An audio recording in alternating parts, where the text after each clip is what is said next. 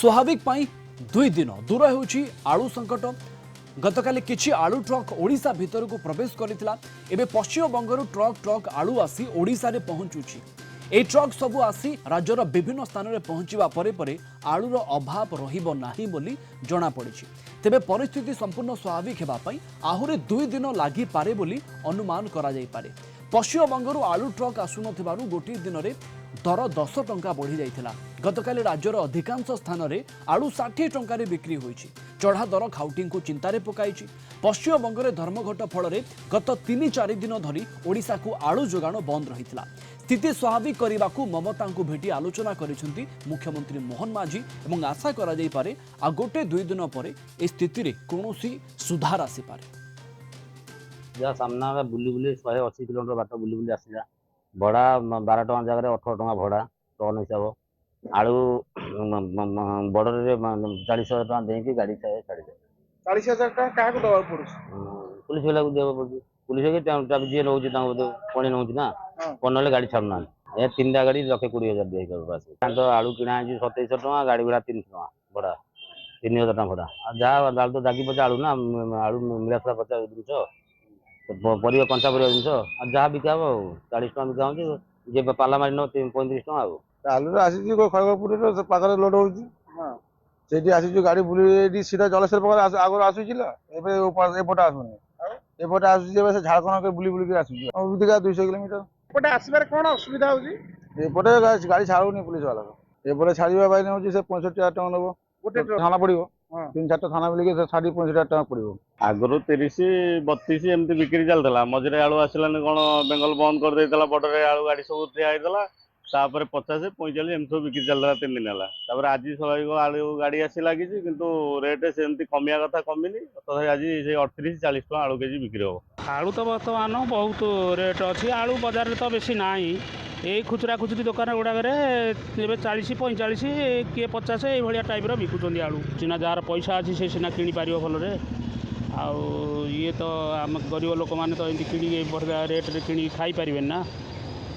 कौन कर आलूटा तो समस्त नित्याନ୍ତ दरकार गरीब हेले भी धनी हेले समस्त दरकार। ए संपर्क में अधिक सूचना पाई आम जोनाल हेड विभूति साहू आम सहित जोड़ी होती। विभूति जो खाउटी अच्छा जो ग्राहक अच्छा पकेट को बाधुची अनेक दिन हेब से चढ़ा दर में आलू किणुंट बजार में अनेक जगह आलू नाही बोली बेपारी माने कहउछंती किंतु परिस्थिति रे सुधार आसीबा 2 दिन समय लागि पारे जहाँ अनुमान करा जाउची किंतु एही 2 दिन परे परे आलू दर कमिबो तो देखो प्रवीण जदि आप देखिए विशेष भाव ओडिशा बजार निर्भर करें पश्चिम बंग उपर आलू पाई 21 रु 24 तारीख जो 3 दिन धरिकी आंदोलन चलला पश्चिम बंग में वर्तमान जो मार्केट रे स्कार्सिटी आप जो अभाव परिलक्षित करुचंती केवल से जो आंदोलन गोटे बड़ प्रभाव रही ये हूँ मूल कथा एवं जो आंदोलन आउ नाही पश्चिम बंग में धीरे धीरे स्वाभाविक होबार लगी आलू ट्रक लक्ष्मणनाथ गेट देकी ओडिशा भितर प्रवेश कर लगी जो अभाव परिलक्षित गोटे कथा अन्य पटरे लोकों भितर जो छानिया भाव किछि लोक आलू निज घर को बोही नहीं आलू मिल न मिल आम आलू पाइबानी पुणी रेट अधिक हम एभली भाविकी किछि लोक प्रत्येक वर्ष जिते आलूर अभाव देखा हुए से नहीं जाती ये स्थिति तेणु आउ दिने 2 दिन भितर मैक्सिमम 2 दिन भितर सबु स्थान रे आलू स्वाभाविक हो कौन सन्देह ना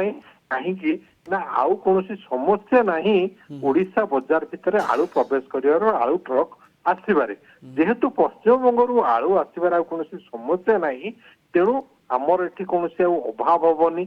कटक भुवनेश्वर कथा कहतु बा संबलपुर मालकानगिरी कथा कहतु बा बालेश्वर कथा कहतु सबु स्थान में आम आलू स्वाभाविक भाव पाइबा एवं जो रेटा जहाँ वर्तमान बाजार रे जो साधारण रेट 30-32 टंका बारंबार मंत्री से नहीं कही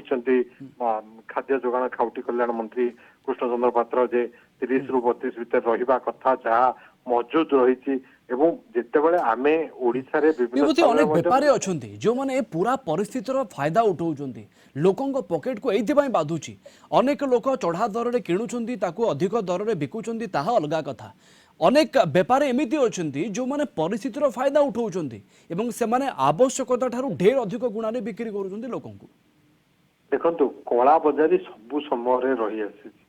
ତେଣୁ ଆପଣ ବିଗତ ଦିନରେ ମଧ୍ୟ ଦେଖିଥିଲେ କଳା ବଜାରୀ, ଯେତେବେଳେ କୌଣସି ପ୍ରକାର ବାତ୍ୟା ବନ୍ୟା ପରିସ୍ଥିତି ଆସୁଛି ସେଠି ମଧ୍ୟ କଳା ବଜାରୀ ହଉଛି। ବିଶେଷ ଭାବେ ଯେହେତୁ ଆଳୁଟା ଗୋଟେ ସାଧାରଣ ପରିବା ହେଇଯାଇଛି ବର୍ତ୍ତମାନ, ବା ଆଳୁକୁ ସମସ୍ତେ ନିଜର ଯେକୌଣସି ତରକାରୀ କରନ୍ତୁ ଆଳୁକୁ ପ୍ରଥମେ ସେଥିରେ ମିଶେଇଥାନ୍ତି। ସେ ଆପଣ ଘରେ ଯେତେବେଳେ ତରକାରୀ କରନ୍ତୁ, ଭଜା କରନ୍ତୁ, ବା ଯେକୌଣସି ହୋଟେଲରେ ଯେତେବେଳେ ଖାଇବାକୁ ଯାଉଛନ୍ତି, ଆଳୁଟା ଗୋଟେ କମନ ପରିବା ହିସାବରେ ଗଣତି ହଉଛି। ତେଣୁ ଆଳୁକୁ ଏଭଳି ଭାବରେ ଆମେ ଗ୍ରହଣ କରି ଯାଇଛେ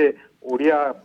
ମାନେ, ତେଣୁ ଆମେ ଯେହେତୁ ସହଜକେ ଆଳୁ ମିଳୁଛି ଆମକୁ, ଆମେ ଆଳୁ ଗ୍ରହଣ କରୁଛେ, ବା ପଶ୍ଚିମବଙ୍ଗ ଉପରେ ହିଁ ଆମକୁ ଆଳୁ ପାଇଁ ନିର୍ଭର କରିବାକୁ ପଡୁଥିଲା। ଏବଂ ଯଦିଓ ବି ରାଜ୍ୟ ସରକାର ଚିନ୍ତା କରିଥିଲେ ଯେ ୟୁପିରୁ ହୁଏତ ଆଳୁ ମଗେଇଥାନ୍ତେ, କିନ୍ତୁ ସେ ପରିସ୍ଥିତି ଆଉ ନାହିଁ ଉତ୍ତରପ୍ରଦେଶ ବା ଏତେ ଦୂରରୁ ଆଳୁ ଆସିବା ପାଇଁ, କାହିଁକିନା ପଶ୍ଚିମବଙ୍ଗରୁ ସ୍ୱାଭାବିକ ହେବାରେ ଲାଗିଛି ଆଳୁ। ତେଣୁ ଆସୁଛି ଯେହେତୁ ଆଉ ଦିନେ 2 ଦିନ ଭିତରେ ପୁରା ବଜାରରେ ଆଳୁ ପହଞ୍ଚିଯିବ। ବିଲକୁଲ ବା ବିଭୂତି। ପ୍ରତ୍ୟେକ ଯୋଉମାନେ ବର୍ଷ କଳା ଆଳୁକୁ ବଜାରୀ ନେଇକି କରିବା ଲୋକଙ୍କର ଭିତରେ ଅସନ୍ତୋଷ ଏମିତି ତିଆରି ହେଉଛି, କିନ୍ତୁ ସମାଧାନର ସ୍ଥାୟୀ ରାସ୍ତା ବାହାରି ପାରୁନାହିଁ। ପ୍ରତ୍ୟେକ ବର୍ଷ ଅନ୍ୟ ରାଜ୍ୟ ଉପରେ ଆଳୁ ପାଇଁ, କେବେ ପିଆଜ ପାଇଁ ଆମକୁ ଅନ୍ୟ ରାଜ୍ୟ ଉପରେ ଭରସା କରିବାକୁ ପଡ଼ୁଛି ଏବଂ ଏଥରକ ମଧ୍ୟ ସମାନ ସ୍ଥିତି ଉପୁଜିଛି। ଆଶା କରାଯାଇପାରେ 2-3 ଦିନ ପରେ ପରେ ପରିସ୍ଥିତିରେ ସୁଧାର ଆସିପାରେ। ଆପଣଙ୍କୁ ଧନ୍ୟବାଦ ବିଭୂତି, ଅଧିକ ସୂଚନା ପାଇଁ ଆମ ସହିତ ଯୋଡ଼ି ହୋଇଥିବାରୁ। ବିଭୂତି ସାହୁ ଆମ ଜୋନାଲ ହେଡ୍ ଆମ ସହିତ ଯୋଡ଼ି ହୋଇଥିଲେ।